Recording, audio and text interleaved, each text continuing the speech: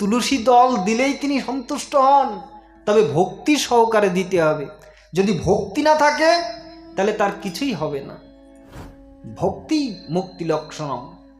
দেখুন, এই তুলসী দেবীর কথা যখন চলে আসলো, মায়েরা তো অনেক শুনছে, তুলসীর আবির্ভাবটা কোথা থেকে হলো? ব্রহ্মবৈবর্ত পুরাণের প্রকৃতি খণ্ডে নারায়ণ নারদ সংবাদে কিন্তু তুলসী দেবীর আবির্ভাব কথা লেখা আছে। সেখানে লিখছেন মহর্ষি কৃষ্ণদ্বৈপায়ন বেদব্যাস যে দক্ষ সার্বণী নামে একজন মনু ছিলেন। এই মনু হচ্ছে 14 জন। স্বয়ম্ভূপ স্বরচিত উত্তম তামস রৈবত চাক্ষুষ বৈবসৎ। চিচি শব্দটা আসছে কেন? হরি বল, জয় রাধে, হরে কৃষ্ণ। তাহলে এই দক্ষ সর্বণীর পুত্র ছিল হচ্ছে ধর্ম সার্বণী। এই ধর্ম সার্বণীর পুত্র ছিল হচ্ছে দেব সার্বণী। এই দেব সার্বণীর একজন পুত্র ছিল, নাম হচ্ছে বৃষধ্বজ। এই বৃষধ্বজের পুত্র হচ্ছে ধর্মধ্বজ। তারা 2 ভাই ছিলেন, ধর্মধ্বজ এবং কুশধ্বজ। এই ধর্মধ্বজের এবং তার স্ত্রী মাধবীর ঔরসে লক্ষ্মীর অংশভূত যিনি জন্মলাভ করেছিলেন, এত অপরূপ সুন্দরী কন্যা, তার রূপের কোনো তুলনা দেওয়া যায় না, তাই নাম রেখেছিল সতী তুলসী। এই তুলসী নাম রেখেছিল, অর্থাৎ তুলনা দেওয়া যায় না, যার কোনো রূপের গুণের বৈশিষ্ট্য বলে তুলনা করা যায় না, তাকে বলে তুলসী। তাই তুলসী যখন যৌবনবতী হয়েছিল তখন তিনি সাধনা করছেন ভগবানের। কি আকাঙ্ক্ষা তার মনে? না, তার মনে আকাঙ্ক্ষা হলো তার সাধনা দেখে, কখনো তিনি অগ্নিকুণ্ডে সাধনা করছেন, শীতকালে বরফকুণ্ডে সাধনা করছেন, গরমকালে অগ্নিকুণ্ডে সাধনা করছেন। আমরা কি এখন তাই পারবো নাকি? আমরা কি পারবো যে গরমকালে অগ্নিকুণ্ডের ভিতরে সাধনা করতে, শীতকালে বরফকুণ্ডের ভিতরে সাধনা করতে? পারবো না তো। আমাদের সে আউও নাই, সে শক্তি সামর্থ্য বল বীর্য আমাদের ভিতরে নাই। কিন্তু আগেরকার মানুষ এরকম ছিল, অনেক লক্ষ বছর তারা বাঁচত। তাই সাধনা করছেন, অনেক বছর ধরে সাধনা করে ব্রহ্মা সন্তুষ্ট হয়ে তাকে এসে বর দিতে চাইলেন, বলো তোমার কি আকাঙ্ক্ষা মনে? তখন তুলসী হাতজোড় করে বললেন, পিতামহ ব্রহ্মা, আমার একটি আকাঙ্ক্ষা, সেটা হচ্ছে ভগবান, আমি তো নিত্য কৃষ্ণ সখী, অর্থাৎ কৃষ্ণের অংশ সম্ভূতা। একদিন কৃষ্ণ সনে যখন বসা ছিলাম তখন রাধারানী আমাদেরকে অভিশাপ করেছিল, তুমি মানবীর মতো ব্যবহার করছো, তাই তোমাকে মানবী হয়ে জন্ম লাভ করতে হবে। তাই আমি এই মানবী হয়ে জন্মেছি, তবে আমার আকাঙ্ক্ষা হচ্ছে সেই শ্রী গোবিন্দকে প্রতিরূপে লাভ করব কি করে, তাই আপনি বলে দিন। তখন ব্রহ্মা বলল যে দেখো, কৃষ্ণকে প্রতিরূপে তুমি সেই সময় লাভ করতে পারবে, আরও তোমার অনেক কাল এই পৃথিবীতে ভ্রমণ করতে হবে। তবে কৃষ্ণের অংশ সম্ভূতা, কৃষ্ণ অংশ স্বরূপ তিনি হচ্ছেন শ্রীদাম না সুদাম। এই সুদাম সে বর্তমানে রাধারানীর অভিশাপ প্রাপ্ত হয়ে সে কিন্তু এই যে পৃথিবীতে জন্মলাভ করেছে শঙ্খচূড় দত্তরূপে। শঙ্খচূড় কেন একটু বলি ভিতরে। একদিন কৃষ্ণ বিরজাকুঞ্জে ছিলেন। বিরজাকুঞ্জ থাকার পরে যখন রাধারানী এই সংবাদ পেলেন, কেন এ তো অদ্যাবিহ সেই লীলা করে সামরায়, কোনো কোনো ভাগ্যবানে দেখিবারে পায়। এই অতি মাধুর্য স্বরূপ কথা এর ভিতরে প্রবেশ না করা পর্যন্ত কিন্তু এর স্বরূপটা উপলব্ধি হবে না। তাই বিরজাকুঞ্জে থাকার সময় রাধারানী যখন বিরজাকুঞ্জে গেলেন, বিরজা নদী হয়ে প্রবাহিত হলো, কৃষ্ণ অন্তর্ধান করলেন। এই কৃষ্ণ অন্তর্ধান মানসে সে অভিমান করে সে বসে থাকলো। যখন কৃষ্ণ আর সুদাম রাধারানীর দ্বারদেশে গেলেন, তখন রাধারানী তাকে ভর্ৎসনা করলেন, কি গো কৃষ্ণ, তুমি এখানে আসলে কেন? তুমি যার কাছে ছিলে তার কাছে ফিরে যাও। এমন ভর্ৎসনা শুনে সুদাম বলছো কি তোমরা, যিনি অনন্ত কোটি ব্রহ্মাণ্ডের ঈশ্বর, যিনি যার অঙ্গুল হেননে সৃষ্টি স্থিতি প্রলয় কার্য সংগঠিত হয়, আজকে তাকেই তুমি ভর্ৎসনা করছো, তোমাকে শতদিক। তখন রাধারানী বলছো, তুমি তো একটা অসুরের মতো ব্যবহার করছো, অসুরের মতো কথা বলছো, তাই তোমাকে অভিশাপ দিলাম, তোমাকে পরবর্তী জীবনে তোমার অসুর রূপে জন্মলাভ হবে। তাই শঙ্খচূড় দত্ত রূপে সে অসুর রূপে জন্মলাভ করেছিল। আর সুদামও অভিশাপ দিয়েছিল রাধারানীকে যে তুমি যে কৃষ্ণকে পেয়ে তুমি গ্রহণ করতে চাইছো না, তুমি তাকে ভর্ৎসনা করছো। পরবর্তীতে যখন তুমি বৃন্দাবনে কৃষ্ণ লীলায় যাবে, তখন কিন্তু 100 বছর কৃষ্ণ হারা তুমি বৃন্দাবনে রবে। তাই কিন্তু হয়েছিল।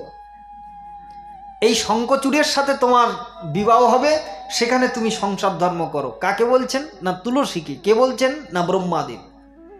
তখন একান্ত মনে তুলসী দেবী রয়েছেন বনের ভিতরে। কখন তিনি আসবেন? শঙ্খচূড় সাধনায় প্রসিদ্ধি লাভ করে, কৃষ্ণ মন্ত্রে সাধনায় প্রসিদ্ধি লাভ করে ঘুরতে ঘুরতে এসেছেন সেই তুলসীর কাছে। এসে বলছেন, হ্যাঁ গো, তোমার এত সুন্দর, এত রূপ, এত যৌবন দেখে আমি অভিভূত। তোমার পরিচয় কি, তুমি সেটা বলো। তুলসী বলছে, দেখো, যে পুরুষ একান্তে একটা রমণীকে পেয়ে যে আলাপ করার জন্য বেগবতী হয়, সেই পুরুষ তো কামনুমত্ত পুরুষ, সে পুরুষ তো উত্তম পুরুষ নয়। তখন শঙ্খচূড় উত্তর দিচ্ছেন, দেখো, নারী হয় 2 প্রকার।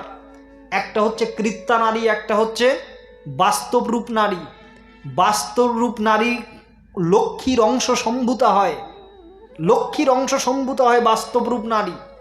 কেমন জানেন? কেন ভগবান গীতাতে কিন্তু বলেছেন 11 অধ্যায়ে যে নারীর ভিতরে আমি 7 ভাবে বিরাজ করি, কীর্তি, শ্রী, বাক, ধৃতি, ক্ষমা, মেধাস্মৃতি, এই 7 ভাবে বিরাজ করি।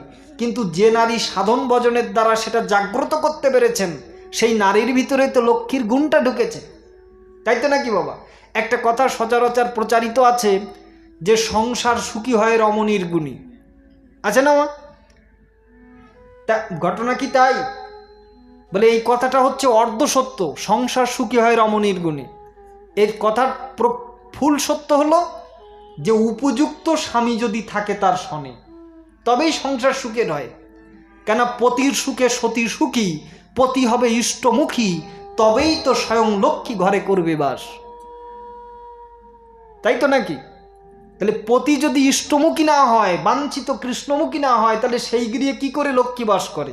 লক্ষ্মী তো অচঞ্চলভাবে নারায়ণের সেবায় নিজেকে যুক্ত রেখেছেন। এই হচ্ছে বাস্তবরূপ নারী।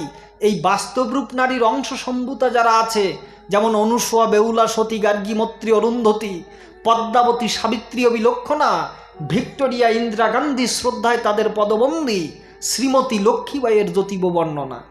এই এক একটা নারী চরিত্র যদি খুলে বলতে যাই, 1 ঘন্টার ব্যাপার বাবা। এই হচ্ছে বাস্তবরূপ নারী। তাই তোমাকে আমি দর্শন করে আমি ভেবেছি তুমি সেই লক্ষ্মীর অংশ স্বরূপা নারী, তুমি সেই অরুন্ধতির অংশ স্বরূপা নারী, তুমি সেই সখীর অনুগত যে অংশ স্বরূপা হয়ে এসেছো, তুমিই তো সেই সতী তুলসী। তাই তোমাকে একান্তভাবে আমি জিজ্ঞাসা করেছি। কিন্তু তুমি যদি কৃত্যারূপ হতে, কেমন? কৃত্যারূপের হয় 2টি গুণ, একটা রজগুণ, একটা তমগুণ। যারা রজসিক গুণ অবলম্বন করে চলেন, যেমন উর্বশী, মেনকা, যারা স্বর্গের অপ্সরাগণ, এই স্বর্গের অপ্সরাগণের সতীত্ব হয়তো কিছুর দ্বারা সতীত্ব রক্ষা হতে পারে, কিন্তু তামসিক কৃত্যারূপ নারীর সতীত্ব কখনো রক্ষা পায় না। তাহলে তুমি তো তা নও, তুমি তো উত্তম অধিকারিণী। তাই তোমার কাছে আমি জিজ্ঞাসা করেছি তোমার পরিচয় কি। তুলসী এই সংবাদ পেয়ে বলেন, হ্যাঁ, তুমিই উপযুক্ত পুরুষ, যার জন্য আমি এতকাল অপেক্ষা করে আছি। তাই তুলসী তাকে বিবাহ করলেন। বিবাহ করে এই কৃষ্ণের সাধনায় কিন্তু ওই শঙ্খচূড় একটা পেয়েছিল, একটা গলার হার পেয়েছিল, যে হারটা তাকে কবচকুণ্ডলের মতো কাজ করতো, তাকে কেউ মারতে পারত না। তখন অনেক কাল যখন সেই সাধন ভজন করেছে, যখন তার একটা শক্তি উৎপাদন হয়েছে, কিন্তু বলেও তো সে অসুর, অর্থাৎ সুর নয়। সুর মানে দেবতা গুণ সম্পন্ন, অসুর মানে আসুরিক প্রবৃত্তি সম্পন্ন। কিন্তু এও হয় ভগবানের এক লীলা। যারা অসুর হয়ে আসেন, তারা যদি আসুরিক ভাবাপন্ন কাজ না করেন, তাহলে কিন্তু ভগবান তাদের জন্য আসেন না। তাই তিনি দেবতাদের রাজ্য দখল করে নিলেন, দেবতাদের কষ্টে ফেলে দিলেন। দেবতারা ব্রহ্মার নিকটে গেলেন, ব্রহ্মা তাদেরকে নিয়ে শিব নিকটে গেলেন। শিব বললেন, এটা আমার দ্বারাও সম্ভব না, কেননা বিষ্ণু কবস্তার গলে, এটা বিষ্ণুর দ্বারাই সম্ভব, কেন তিনি পালন করছেন। তাই বিষ্ণুর নিকটে যাওয়ার সাথে সাথে বিষ্ণু বললেন, আচ্ছা, এই তোমাকে একটা ত্রিশূল দিচ্ছি, নিয়ে যাও।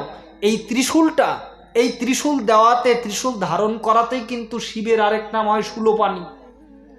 এই ত্রিশূল দিয়ে যাচ্ছি, নিয়ে যাও, এই ত্রিশূলটা নিক্ষেপ করলে শঙ্খচূড় মারা যাবে, নিহত হবে।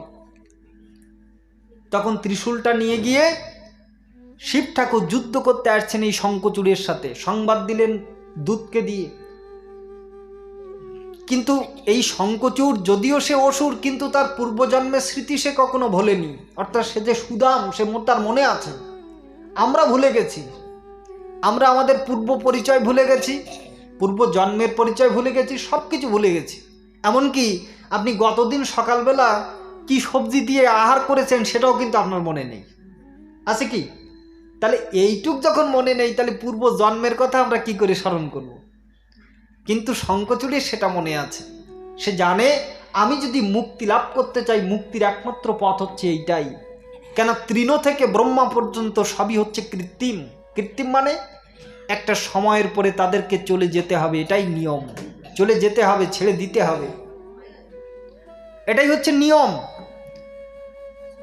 তাই শঙ্খচূড় সে যুদ্ধে ধাবিত হলেন। আচ্ছা মা, আপনাদের কি কষ্ট হচ্ছে নাকি? আচ্ছা সকলে হাত তুলে বলুন তো, হরি বল। আচ্ছা তাহলে চলতে থাকবে তো? হ্যাঁ। তাহলে শঙ্খচূড় যুদ্ধে আসলেন, যুদ্ধে এসে শিব ঠাকুরের সম্মুখে দাঁড়িয়েছেন। শিব ঠাকুর বলছে, তুমি এহেন গর্হিত কাজ কেন করছো? তুমি তো জানোই তুমি কে। তাহলে তুমি দেবতাদের সম্পত্তিকে কেন করায়ত্ত করে রেখেছো? তাহলে এইটাই তো আমার স্বভাব, আমি তো এই জন্য অসুরকুলে আমার জন্ম। এই জন্য গীতাতে কিন্তু আছে দৈব আসুর সম্পদ বিভাগযোগ। সেই অসুরত্ব কিন্তু আজকে আমাদের সমাজে ঢুকেছে, মানুষের ভিতরে ঢুকেছে। অসুর মানে কিন্তু কোনো অদ্ভুত কিম্ভূতকিমাকার কোনো প্রাণী নয়। এই মানুষই অসুর, আবার মানুষই সুর। কিম্ভূতকিমাকার কোনো প্রাণী নয়, সে কিন্তু অসুর। এই জন্য প্রহ্লাদ যদি কিম্ভূতকিমাকার মানুষই হতো, প্রহ্লাদ কিন্তু ওখানে বলতো না যে দুর্লভাং মানুষাং জন্ম তদপ্যি অধ্রুবম অর্থদম। ভাগবতে রয়েছে পরিষ্কার। অর্থাৎ মানুষকুলে জন্মলাভ করে যেজন কৃষ্ণ ভজন করলো না, তার মতো হেলায় কাটিয়ে দেওয়া সময় সে একেবারে নিজে হাতে করে সময় সব নষ্ট করে দিল। তাহলে মানুষই। একজন বিখ্যাত গায়ক গান লিখেছেন যে হাঙর কুমির এখন জল ছেড়ে লোকালয়ে ঘুরে বেড়াচ্ছে। তার মানে হাঙর কুমিরের স্বভাব কি? কামড়ানো, সবল দেওয়া ইত্যাদি, এগুলো তো হাঙর কুমিরের স্বভাব নাকি মা? কিন্তু মানুষেরও আজকে সেই স্বভাব। আজকে আমরা কোনো কিছু করতে গেলে কারো দোষ আগে ধরে ফেলি। গীতা যখন আমাদের গীতার নবম অধ্যায় রাজবিদ্যা রাজগুহ্য যোগে ভগবান বললেন, তুমি অত্যন্ত অসূয়া শূন্য। অসূয়া শূন্য মানে তুমি দোষ দৃষ্টিহীন। তুমি কোনো কিছু জিনিস বিচার করতে গেলে তোমার ভিতরে দোষটা তুমি আগে দেখো না, দেখো আগে তার ভালোটা কি আছে, তাই তুমি লক্ষ্য করো। তাই যিনি দোষদৃষ্টিহীন তিনি গীতা শ্রবণের অধিকারী। আর তিনি জগৎবাসীকেও এই বার্তা দিলেন, যিনি দোষদৃষ্টিহীন তিনিও গীতা শ্রবণের অধিকারী। যিনি দোষদৃষ্টিহীন তিনি গীতা বলার অধিকারী। কিন্তু আমরা তো দোষদৃষ্টিহীন হতে পারিনি। আমরা কোনো ব্যক্তির নিয়ে সমালোচনা করতে গেলে তার দোষটা আগে কীর্তন করি, যে ব্যক্তির এই বিষয়টা আমার ভালো লাগেনি, তার গুণটা কি ছিল সেটা কিন্তু আমরা দেখি না। দুর্যোধনকে বলা হচ্ছে, কৃষ্ণ বলছেন দুর্যোধনকে, আচ্ছা ব্যয় মশাই, কৃষ্ণের ব্যয় মশাই সম্পর্কে কেন হলো না? দুর্যোধনের মেয়ে লক্ষণাকে দিয়েছিল কৃষ্ণের ছেলে শাম্বকে, এই জন্য তিনি হয়েছেন ব্যয় মশাই। তা ব্যয় মশাই, তুমি তোমার এই রাজ্যের থেকে একটা ভালো লোক বের করে নিয়ে এসো তো। তা দুর্যোধন যার মুখ দেখতে বলতে, ইয়ে খারাপ, জম্মের খারাপ, এর মতো খারাপ আর হতে পারে না। যাকে দেখছে মনে আগে তার খারাপ ভাবনাটা উঠে আসছে, সে পারলই না একটা ভালো ব্যক্তি বের করে আনতে। আর যুধিষ্ঠিরকে বলছে, আচ্ছা বড় ভাই, তুমি একটা ওই খারাপ ব্যক্তি তোমার রাজ্যের থেকে বের করে আনো তো। তখন যুধিষ্ঠির যাকে দেখছে বলছে, না এ তো কোনো কিছু না কোনো কিছু ভালো করেছে, একমাত্র খারাপ যদি হয় আমিই আছি। আসলে ব্যাপারটা কি, যার দৃষ্টি যেমন তার দর্শনও তেমন। যুধিষ্ঠির সে নিজে নিরভিমানী, সে নিজে দোষদৃষ্টিহীন, তাই কারোর দোষটা কিন্তু চোখে পড়েনি। কিন্তু দুর্যোধন সে তো দোষদৃষ্টি যুক্ত, সে তো নিন্দা, হিংসা, পরচর্চা, আত্ম অহংকারে মদমত্ত। এই জন্য কিন্তু দুর্যোধন একটা ভালো মানুষ খুঁজে বের করে আনতে পারেন। তাই তুমি তো শঙ্খচূড় তা নও, তুমি অসুর কুলে জন্ম লাভ করেছ। তুমি তো ভেবে দেখেছো যে তৃণ থেকে ব্রহ্মা পর্যন্ত সবই কৃত্রিম, চলে যেতে হবে। তা তুমি এক কাজ করো, ফিরিয়ে দাও, রাজ্য ফিরিয়ে দাও, সুখে শান্তিতে থাকো। বলল না, যুদ্ধ করতেই হবে। তখন শিবের সাথে কত ডাকিনী, যোগিনী, কত দেব দেবী সবাই যুদ্ধে অংশগ্রহণ করলো। আসলে যুদ্ধটা মানে কি জানেন? জীবের শিক্ষা, জীব শিক্ষার জন্য এহেন লীলা। যত সমস্ত মহাভারত, রামায়ণ এবং ইতিহাস পর্বে যত পৌরাণিক কাহিনী লিপিবদ্ধ করা আছে, এগুলো জীব শিক্ষার জন্যই। এর থেকে শিক্ষা নিতে হবে আমাদের। তা এইভাবে যুদ্ধ চলতে থাকলো। এইভাবে 1 বছর কেটে গেল যুদ্ধে। শিব শঙ্খচূড়কে পরাস্ত করতে পারে না, শঙ্খচূড় শিবকে পরাস্ত করতে পারে না। কি হলো না, স্বয়ং বিষ্ণুদেব দেখলেন একে তো পরাস্ত করতে হবে, কেন এ তো অসুর। তাই তিনি শঙ্খচূড়, যদিও সে অসুর, কিন্তু সে দানে অত্যন্ত পটু। তাই 1 বছর যুদ্ধ করার পরে যখন অস্ত্র রেখে বিশ্রাম নিচ্ছে, তখন বৃদ্ধ ব্রাহ্মণের বেশে ভগবান আমার গিয়ে বললেন, তোমার কাছে আমি একটা দান ভিক্ষা চাচ্ছি। যেমন কর্ণের কাছে চেয়েছিল কবচকুণ্ডল, তাই তোমার কাছেও তোমার ওই গলের হারখানা আমি ভিক্ষা চাচ্ছি, তুমি এটা ভিক্ষা দাও। কিন্তু যতই স্বভাব থাক, দানীর স্বভাব কিন্তু, যিনি দানী, দানবীর, তিনি যাক যান থাক মান, যান চলে যাবে কিন্তু মান থাকবে, তার মনে কিন্তু এইটাই পোষণ করে রাখেন। তাই শঙ্খচূড় তিনি মালাটা খুলে দিয়ে দিলেন। যখন মালা তাবিজ খুলে দিয়ে দেওয়া হলো, তখন সে কি আর মৃত্যু, তাকে কি আর আটকাতে পারে? নিক্ষেপ করলেই মারা যাবে। কিন্তু তবুও সে মরছিল না। কারণ কি? তার কারণ হলো তার স্ত্রী। এজন্যই বলছে যে নারীর মনটি বোঝা বড় দায়, দেবতা যারে হার মেনে যায়, মনুষ্য তার লাগে কোথায়, নারীর মনে মন মেলানো দায়। বলে কি, সবাই বলে নারী মজা, শাস্ত্র বলে নারী রাজা, নারীর জন্য রাবণ রাজা সবংশে নিধন হয়। সবাই বলে নারী মণি, শাস্ত্র বলে না, সবাই বলে নারী মানি, শাস্ত্র বলে নারী মণি। নারীর জন্য আপনার সম্মান রক্ষা পায়। কি করে? দেখবেন আপনি বাড়িতে নাই, আপনার বাড়িতে কোনো ভদ্রলোক চলে গিয়ে জিজ্ঞাসা করছে, বাবু কি বাড়িতে আছেন? তা বৌমা দরজা খুলে বলল, না উনি তো বাড়িতে নাই, এই বলে দরজাটা লাগিয়ে দিল। হলো? বৌমার করণীয় কি ছিল? না তাকে বসতে দেবেন, তার সাথে হেসে কথা বলবেন। এটাই তো নারীর স্বভাব। এই জন্য তো লক্ষ্মী স্বরূপা বলা হচ্ছে সতী তুলসীকে। বসতে দেবেন, সুন্দর করে হেসে কথা বলবেন। সময়ের যদি অতিবাহিত হয়ে যায়, তাহলে যৎকিঞ্চিৎ সেবার ব্যবস্থা করে দেবেন। তখন বাইরে এসে সেই লোকটা বলে যে অমুক বাবুর বাড়িতে গেলাম, কিন্তু জানেন বাবুটি বাড়ি ছিল না, কিন্তু বৌমার ব্যবহার এত ভালো যে আমরা খেতে চাইনি, তবুও না খেয়ে সেখান থেকে আসতে পারলাম না। তাহলে আপনি কিন্তু বাড়ি নেই, কিন্তু নারী সম্মান আপনার ধরে রাখছে। এই জন্য বলছে নারীর জন্য পুরুষ মানি, না হলে হয় মানহানি। তাহলে এই নারীর জন্য কিন্তু শঙ্খচূড় মরছে না। কারণ কি? না সতীত্ব ধরে রেখেছেন সতী তুলসী। তাই বিষ্ণু স্বয়ং কি করলেন না, শঙ্খচূড় রূপ ধারণ করে তিনি সতী তুলসীর ওখানে গেলেন, গিয়ে বললেন যুদ্ধ সমাপ্ত হয়ে গেছে। বলে তোমার শিবের সাথে জয় হয়ে গেল? বললো না না, শিবের সাথে জয় হয়নি, তবে 1 বছর যুদ্ধ করেছি, দেখলো কেউ হারছে না, কেউ দিচ্ছে না।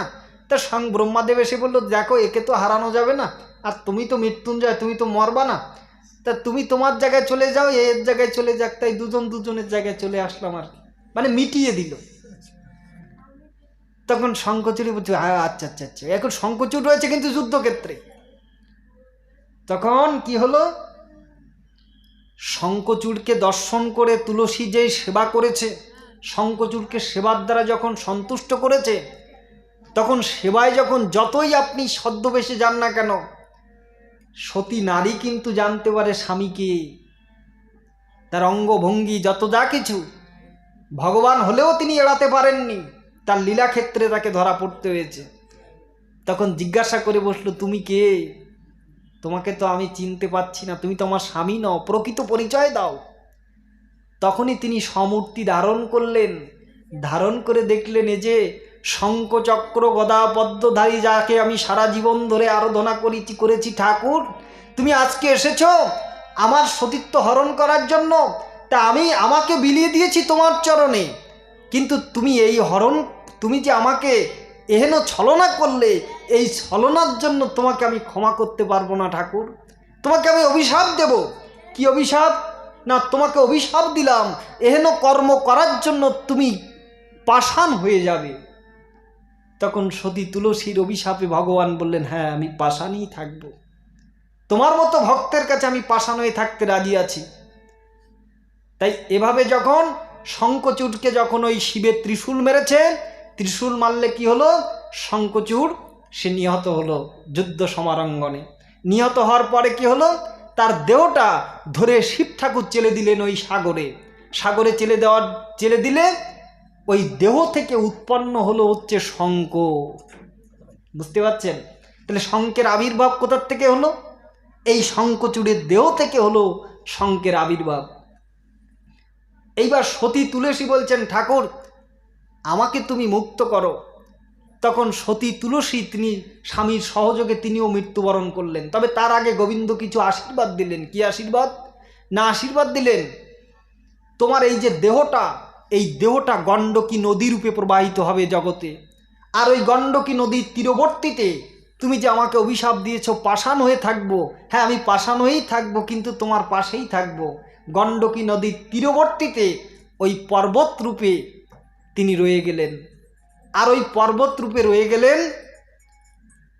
পর্বত রূপে তো তিনি থাকলেন, কিন্তু আশীর্বাদ করলেন ওই পর্বতের ভিতরে, অর্থাৎ পাথরের ভিতরে, পাথর তো কেউ কাটতে পারে না, তাই বজ্রকীটের জন্ম হবে।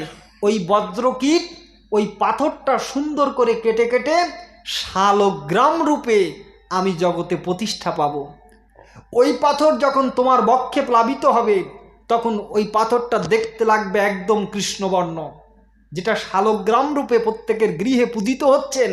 এই শালগ্রামের আবির্ভাবও সেইখান থেকে সতী তুলসীর কাহিনীর থেকে আবির্ভাব হয়ে গেল। এভাবেই শালগ্রামের আবির্ভাব হলো। তাহলে আর তোমার এই যে কেশরাজি অর্থাৎ চুল, এই চুলটা এই তুলসী বৃক্ষ রূপে জন্মলাভ করুক। চুলটা তুলসী বৃক্ষ রূপে। এই জন্য কেশের কিন্তু আলাদা একটু মর্যাদা রয়েছে, যেটা সনাতন শাস্ত্রে কিন্তু অত্যন্ত ঊর্ধ্বে বলা হচ্ছে। কেশের মর্যাদাটা কি দেখেন, এই যে কেশটা বন্ধন করতে গেলেও কিন্তু একটা মন্ত্র রয়েছে। কি মন্ত্র? না বলছেন, ওম ব্রহ্মবাণী সহস্রাণী শিববাণী শতানি চ বিষ্ণুর নাম সহস্রেণ শিখা বন্দনম করম মহম।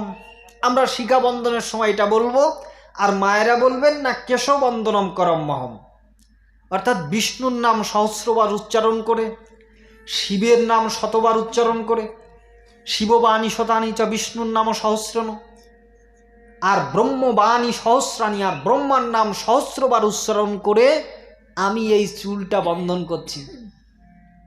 এই কেশের গুণ তো দেখেন না? বলছেন সনাতন শাস্ত্রে, যদি কোনো যুবক বা যদি কোনো স্বামী যদি তার স্ত্রীর কেশটাকে আকর্ষণ করে তার অঙ্গে আঘাত করে, তাহলে সেই স্বামীর যত অর্থ বিত্ত প্রজ্ঞা পাণ্ডিত্য রয়েছে তা সমূলেই বিনষ্ট হয়, তার ক্রমে ক্রমে অধপতিত হয় সংসারে। যেমন হয়েছিল কি, ওই দ্রৌপদীর কেশ ধরেছিল দুঃশাসন, তাই তো কৌরব বংশ হইল নিধন। দ্রৌপদী বলেছিল, যেদিন দুর্যোধনের রক্ত দিয়ে আমার কেশকে স্নান করানো হবে সেই দিনই কিন্তু আমি এই কেশ বন্ধন করব, তা না হলে করব না। নন্দ ওই চাণক্য পণ্ডিতের কেশ নিয়ে কথা বলেছিল, তাই বলেছিল এই কেশ আমি বন্ধন করব না যতক্ষণ পর্যন্ত নন্দ বংশ ধ্বংস না হবে। তাই নন্দ বংশ ধ্বংস হয়েছিল, তারপরে কিন্তু চাণক্য পণ্ডিত তার চুল বেঁধেছিল। যেমন সীতা দেবীকে তিনি রাবণ কিন্তু দেহ ধরে নিয়ে যায়নি হরণ করে, কেশে ধরে নিয়ে গিয়েছিলেন, কারণ রাবণের অভিশাপ ছিল যে সে কোনো নারীর অনিচ্ছাকৃতভাবে যদি তার অঙ্গ স্পর্শ করে তাহলে কিন্তু তৎক্ষণাৎ সে ভস্মীভূত হবে। রম্ভা অভিশাপ দিয়েছিল তাকে, তাই কিন্তু সীতাকে কেশে ধরে নিয়ে গিয়েছিল, অঙ্গ স্পর্শ করে নাই। তাই কিন্তু রাবণ বংশ নিধন হয়েছে। কিন্তু আমাদের এই কেশের মর্যাদাটা কোথায়? গ্রাম এলাকায় দেখবেন এই গ্রামে ঘরে কি হয় না, রমণীরা কেশ বিক্রি করার জন্য, এই কেশ আবার বাংলাদেশে আবার 7,000-8,000 টাকা করে বিক্রি হয়, স্টিলের বাটি ঘটি ইত্যাদি দিয়ে কেশ বিক্রি করে মায়েরা, তাই না নাকি? কিন্তু এটা কখনো করা উচিত হয় না, উচিত হবে না। কেশের আলাদা মর্যাদা রয়েছে। এটা আপনি জলে বিসর্জন দিন, কেশ বিক্রি করে খেতে হবে তার মানে কি? শাস্ত্রে নিষিদ্ধ করা হয়েছে। তাহলে এই তুলসী চুলের থেকে জন্ম হলো এই বৃক্ষটা। এই বৃক্ষ বললেন তুলসী দর্শনে পুণ্যাং স্পর্শে পাপ বিনাশনম। তোমাকে যে দর্শন করবে তার পাপ বিনষ্ট হবে, তোমাকে যে স্পর্শ করবে দর্শনে পুণ্য হবে আর স্পর্শে পাপ বিনষ্ট হয়ে যাবে। তাই তুমি জগতে এইভাবেই তুমি থাকো, আর সর্বত্র তুলসী বৃক্ষ উৎপাদন হবে, মানে জন্মলাভ করবে গোলকে ভুলোকে। তাই কেউ যদি তোমার একটা পাতা, এই পৃথিবীতে রয়েছে 3.5 কোটি তীর্থ, এই 3.5 কোটি তীর্থ বিরাজ করে তুলসী মূলে। তাই এই তুলসীটা, তুলসীর সেবা কিন্তু হয় 9 প্রকার। তুলসী কোন দিনে লাগাবেন বাড়িতে? না বুধবারে লাগাতে হয়। আর যদি শ্রবণা নক্ষত্রযুক্ত শুক্লা তৃতীয়া পাওয়া যায় তখনই তুলসী গাছ লাগানো প্রশস্ত এবং তখনই কল্যাণ বয়ে আনে। এই তুলসীর ছায়াটা কখনো মারাতে নেই, অকল্যাণ হয়। তুলসীকে গোবিন্দ বললেন, আমরা যে কীর্তন করেছি, যে কি করলাম, যে তুলসী কৃষ্ণ প্রেয়সী নম নম, ব্রজে রাধা কৃষ্ণ সেবা পাব, এই অভিলাষী নম নম, তুলসী কৃষ্ণ প্রেয়সী নম নম। তাই তো নাকি? তাহলে ব্রজে রাধা কৃষ্ণটা পেতে গেলে তো তুলসী আনতে হবে। এই তুলসী মহিমা কীর্তন শ্রবণে কি হয় না, একদিন সুমেধা এবং তার বড় ভাই মিলে যাচ্ছেন তীর্থযাত্রায়। যাইতে যাইতে সুমেধা দেখলেন যে পথিমধ্যে একটা তুলসী কানন রয়েছে। এই তুলসী কাননকে সুমেধা প্রদক্ষিণ করলেন। বড় ভ্রাতা না বুঝতে পেরে বললেন, আচ্ছা তুমি কেন তুলসী কানন প্রদক্ষিণ করলে? তাহলে চলো, এই কাহিনীটা বলতে গেলে যেতে হবে তোমার ওই বটবৃক্ষের মূলে, মানে তলে বসে তোমাকে শোনাবো। যখন তিনি বলেছেন ওই যে ইন্দ্রকে অভিশাপ দিয়েছিল দুর্বাসা, সেই কারণে সাগর মন্থন হয়েছিল, মন্থনের দ্বারা অনেক কিছু উঠে এসেছিল অমৃত। তাই ভগবান মোহিনী রূপ ধারণ করে আনন্দা অশ্রু বরিশন হয়েছিল ওই মোহিনী রূপের চোখ দিয়ে, সেই আনন্দা অশ্রুতে জন্ম হয়েছিল তুলসী দেবীর। এভাবে একটা জন্ম কাহিনী আছে। তাহলে জন্ম হয়েছিল, এই কাহিনী শ্রবণপূর্বক তাদের সম্মুখে 2 জন দিব্য দেহধারী এসে প্রণাম করে বলল, হে দ্বিজবর, আমরা ধন্য হলাম। কেন হলাম? যে তুলসী কাহিনী, আমরা অভিশপ্ত ছিলাম। আমি লোমস মুনির দ্বারা অভিশপ্ত হয়েছিলাম, আমি ছিলাম একজন দেবতা। তাই আমি স্বর্গের উর্বশীগণ প্রাপ্ত হয়ে আমি আনন্দে মত্ত ছিলাম, কিন্তু পাশে মুনি ধ্যান করছিলেন, আমার সে জ্ঞান ছিল না। তাই লোমস মুনি আমাকে অভিশাপ দিয়েছিল যে তুমি অত্যন্ত গর্হিত কর্ম করছো, তাই তুমি ব্রহ্মদৈত্য হও, ব্রহ্ম রাক্ষস হয়ে থাকো। তখন আমি কাতর কণ্ঠে বলেছিলাম, আমার উদ্ধার কি করে হবে? তাহলে কোনো দিন যদি তোমার সেই বটবৃক্ষের মূলে এসে কোনো দ্বিজ যদি তুলসী কীর্তন করে, তাহলে সেই তুলসী কীর্তন শ্রবণপূর্বক তুমি মুক্তি লাভ করবে। তাই আজকে আপনারা, আমার এমন সৌভাগ্য লাভ হয়েছে, বলছেন গঙ্গার পরশে হয় পশ্চাতে পাবন, আর পবিত্র করে হিরে এই বৈষ্ণবের চরণ। গঙ্গা থেকে মানুষ পবিত্র আনতে যায়, নিয়েও আসেও বটে, কিন্তু সাধুগণ যান গঙ্গা থেকে পবিত্র আনতে নয়, সাধুগণ যান গঙ্গাকে পবিত্র করে দিতে। তাই আপনাদের এই তীর্থ ফলযাত্রা এখানেই ফলবতী হলো। এই তুলসী মহিমা কথা শুনে আমরা দুজন ব্রহ্ম রাক্ষস হয়েও আজকে উদ্ধার প্রাপ্ত হলাম। নিতাই গৌর প্রেমানন্দে।